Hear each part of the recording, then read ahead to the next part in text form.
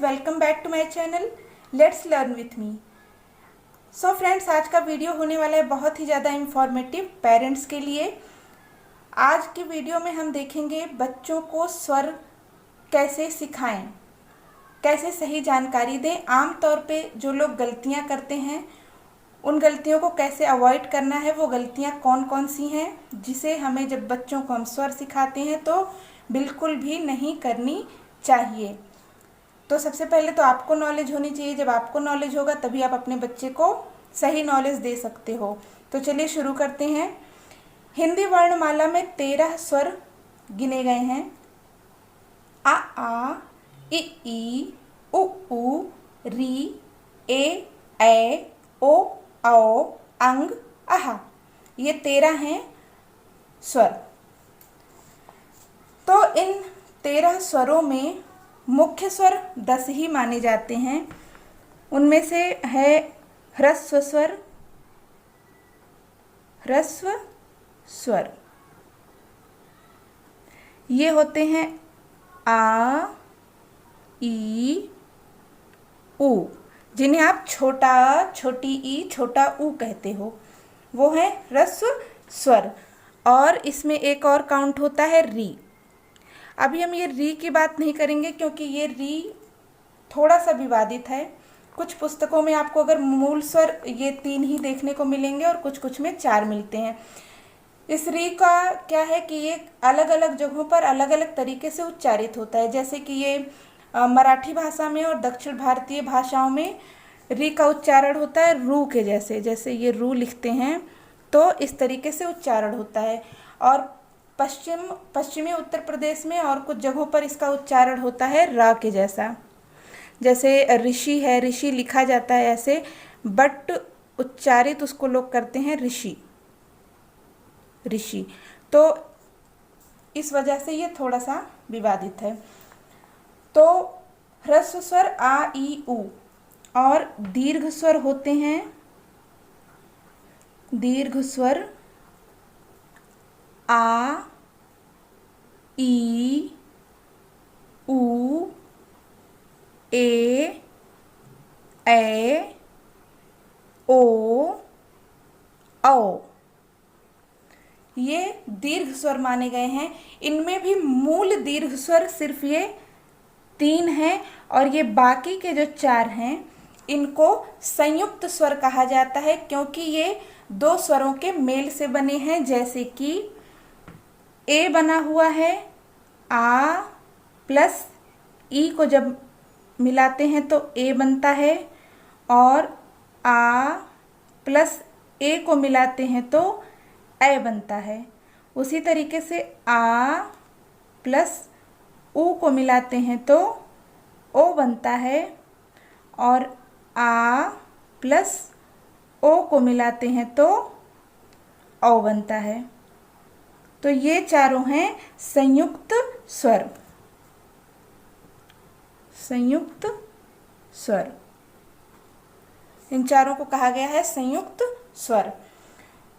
तो ह्रस्व स्वर हो गए ये 3, री को ले लिया तो 4, और दीर्घ स्वर हो गए आ, ई, उ, और संयुक्त स्वर हो गए ए, ओ, औ। अंग और आहा जो है वो स्वरों में तो रखे गए हैं लेकिन ये स्वतंत्र रूप से स्वर नहीं है क्योंकि इनका उच्चारण जो है व्यंजन के साथ मात्रा के रूप में होता है, इसलिए इन्हें कहा जाता है अयोग वाह, अयोग वाह। लेकिन इन्हें गिना स्वरों के साथ में जाता है। तो ये हैं स्वर पूरे टोटल।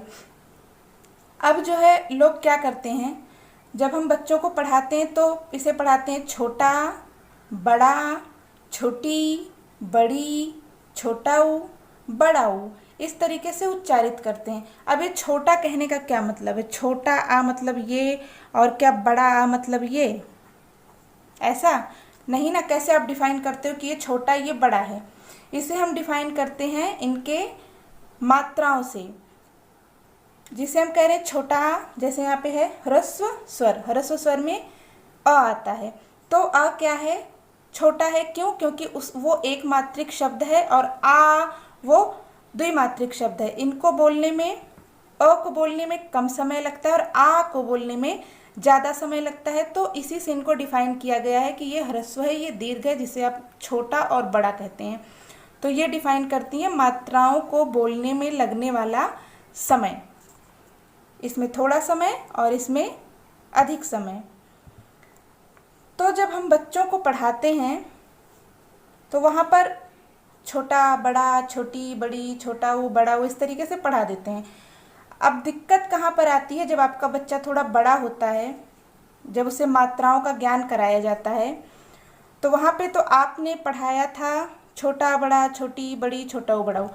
जब टीचर श्रुत लेख बोलते हैं, डिक्टेशन बोलते हैं, तो वहाँ पे तो टीचर बोलेंगे नहीं कि हाँ छोटा ई की मात्रा, छोटा बड़ा आ का मात्रा या छोटा ऊ की मात्रा। वो तो ऐसे मान लीजिए टीचर ने बोला हिरन, अब बच्चे ने तो आपने सिर्फ बताया था छोटी बड़ी, हिरन शब्द आया तो बच्चे अक्सर उसको क्या लिखते हैं, हिरन। या सूरज कोई बोलेगा तो उसको लिखेंगे सूरज। बहुत सारे बच्चे मिस्टेक करते हैं और बड़े क्लास में आकर भी ये मिस्टेक जारी रहती है। 5th 4th 8th तक के बच्चे ये मिस्टेक करते हैं, उनको ये मात्रा समझ में नहीं आती कि कब हमें छोटा लगाना है, कब हमें बड़ा लगाना है। और ऐसा क्यों होता है, गलत उच्चारण के वजह से। आपने जो ये छोटा बड़ा पढ़ाया था तो ये सिर्फ कहने के लिए छोटा बड़ा आपने कह दिया, मगर उच्चारण सुनिए, आपने कहा छोटा बड़ा, समान उच्चारण बताया छोटी बड़ी। लेकिन जब इसको हम सही ढंग से उच्चारित करेंगे तो ये कुछ ऐसा होगा, आ ई उ ऊ री ए ओ औ अंग आहा। तो देखिए यहाँ पे जब हम आ ई इस तरीके से उच्चारित कर रहे हैं, तब जब शब्दों में इसको बोला जाता है और बच्चे ने जब ये चीज़ सुन रखी है उच्चारण सही, तो उसको पता चलेगा कि कहाँ पे छोटी लगनी है और कहाँ पर बड़ी लगनी है। देखिए हिंदी ऐसी भाषा है कि जब जो हम बोलते हैं वही लिखते हैं, एग्जैक्ट जो बोला जाता है वही लिखा जाता है। अगर हमने राम बोला है तो हम राम ही लिखेंगे, रा को आ और माँ, र पे लगाई आ की मात्रा और माँ, राम ही लिखेंगे। इंग्लिश में अलग है, इंग्लिश में देखिए आप यहाँ पे अगर लिखा है RAM राम, तो एक नाम भी है राम, और कंप्यूटर की लैंग्वेज में इसे रैम भी पढ़ते हैं। स्पेलिंग सेम है लेकिन उच्चारण इसका अलग अलग है और मीनिंग भी अलग अलग है। लेकिन हिंदी में ऐसा नहीं, हिंदी में हम जो बोलते हैं वही लिखते हैं। इसलिए ज़रूरी है कि जब आप बच्चों को सिखाइए तो उच्चारण सही होना चाहिए। यहाँ पर बहुत महत्वपूर्ण है कि उच्चारण सही तरीके से किया जाए। तो कभी भी आप बच्चों को सिखाएं तो आ ई ये जो हम बल दे के पढ़ रहे हैं, बड़ी जैसे आप बड़ी कह रहे हो तो वहाँ पे थोड़ा सा बल दे के पढ़ रहे हैं, बड़ी ई उ ऊ। तो उससे जब इस तरीके से बच्चा सीखता है, फिर उसे आगे जा कर के डिक्टेशन जब टीचर बोलते हैं या बुक पढ़नी है तो वो उस उच्चारण को सुनता है, उच्चारण को समझता है। जैसे किसी ने बोला दिन तो दिन, उसे समझ में आया दिन, कम समय लगा बोलने में दिन। और जब किसी ने बोला दीन तो ये दीन। किसी ने बोला कल, देखिए उच्चारण का फर्क समझिए, कल यहाँ कोई मात्रा नहीं है, कल सिंगल मात्रा है, आ लगा हुआ है दोनों के साथ में, छोटा आ लगा हुआ है, ह्रस्व आ, तो कल। लेकिन अगर यहीं पे मात्रा एक जोड़ दें काल, बोलने का डिफरेंस हो गया। अगर यहाँ पे एक मात्रा इधर लगा दें तो ये कला, कला कला। और अगर तो देखिए एक मात्रा का कितना डिफरेंस हो जाता है।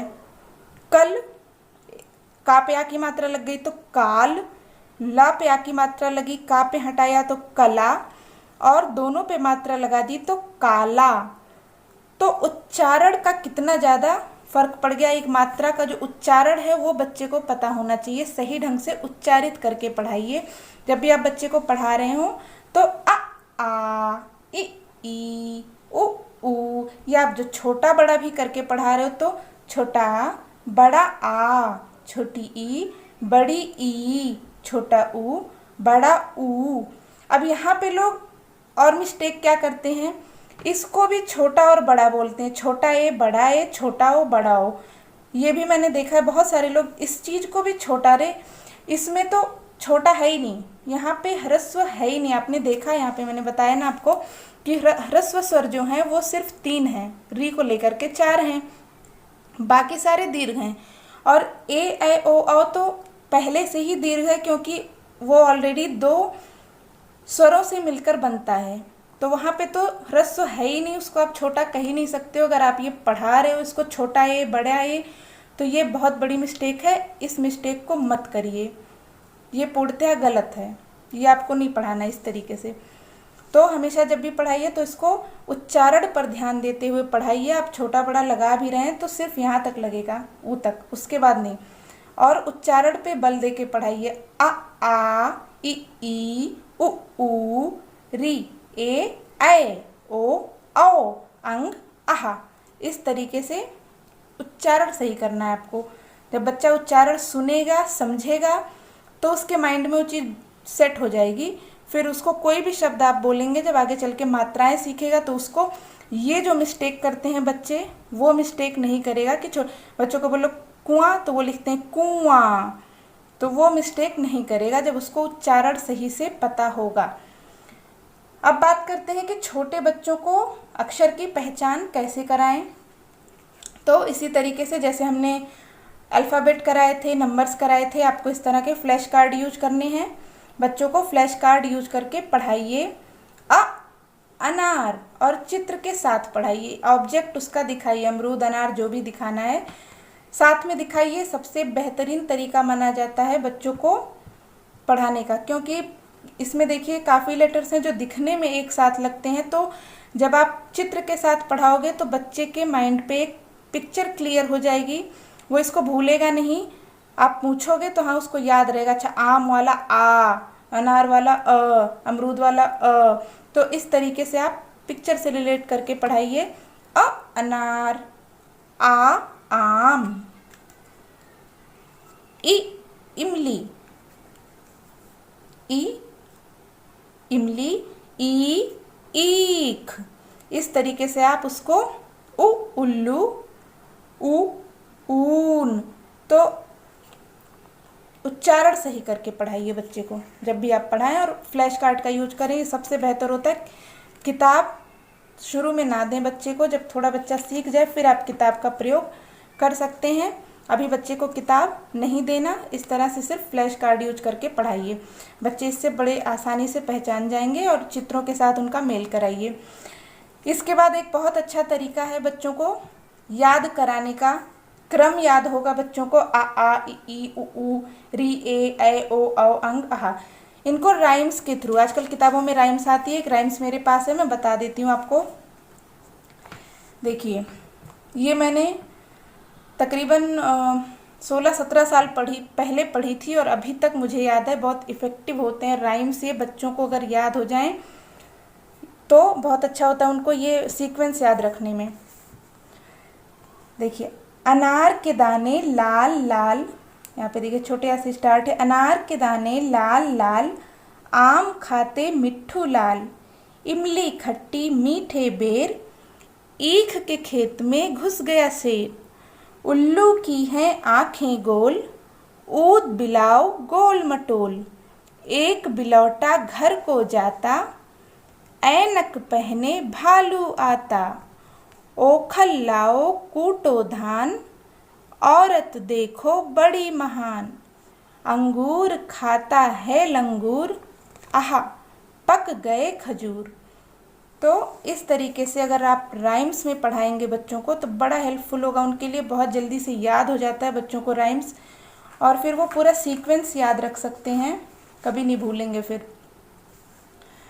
तो ये राइम्स थी, आप चाहें तो वीडियो रिवर्स करके या तो इसको लिख सकते हैं, आप बच्चों को याद कराइए, बहुत अच्छी राइम है ये, बच्चे बड़े अच्छे से। और उच्चारण पे जब भी आप पढ़ाएंगे उच्चारण पर विशेष ध्यान देंगे।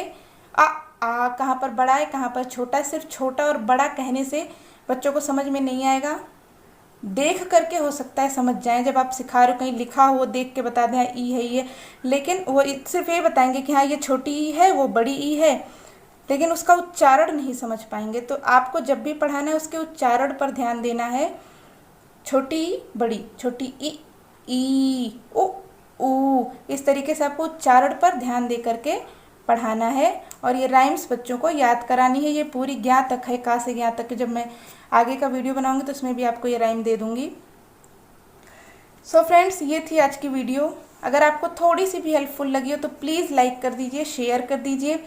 और अगर अब तक आपने मेरे चैनल को सब्सक्राइब नहीं किया तो प्लीज़ सब्सक्राइब कर लीजिए, नोटिफिकेशन बेल को भी हिट कर दीजिए, ताकि मेरे आने वाले सभी नई वीडियोस की जानकारी आपको सबसे पहले मिल जाए।